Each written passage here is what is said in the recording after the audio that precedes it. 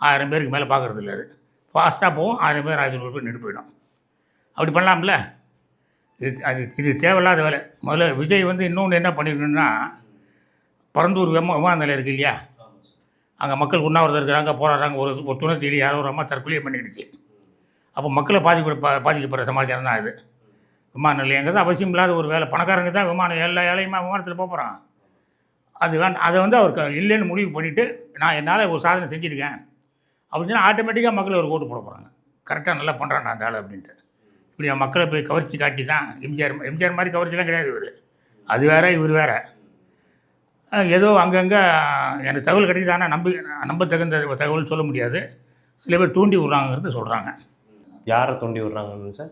இந்த மாதிரி ஒரு விபத்து வரட்டும் அப்படிங்கிறத மாதிரி ஆம்புலன்ஸ் விட்றது. எடப்பாடி கூட்டம் போட்டுருக்கும்போது அது உள்ள ஒரு ஆம்புலன்ஸ் விட்றது. இன்னும் ஒரு பதட்டம் வரும்ல. ஏற்கனவே விஜய் போட்டதுலேயும் ஒரு ஆம்புலன்ஸ் உள்ளே விட்டாங்க. ஒரு பதட்டம் வரும். ஆம்புலன்ஸ் தேவையா இல்லையாங்கிறது யார் விசாரிக்க போகிறது? அதனால் அப்படி ஒரு காரணம் இருக்கலாம். ஆம்புலன்ஸ் மேட்டரே வந்து எடப்பாடி அவர்களுமே மென்ஷன் பண்ணியிருந்தார். அவரோட பரப்புரையப்போ என்னோட இதில் மட்டுமே ஆம்புலன்ஸ் நிறைய வந்துக்கிட்டே இருக்கே அப்படின்னு கேட்டார். அதான் வேணுங்கிட்ட அடுத்தவங்களை இடைஞ்சல் பண்ணுறதுக்கு. நல்லது செஞ்சு நான் மக்கள்கிட்ட நல்ல பேர் வாங்குற எண்ணமே கிடையாது.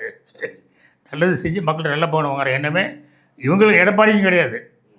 எடப்பாடிக்கும் நான் ஒரு சின்ன விஷயம் சொல்லிடுறேன். ஒரு கோயில் குளம் ஒன்று இருக்குது.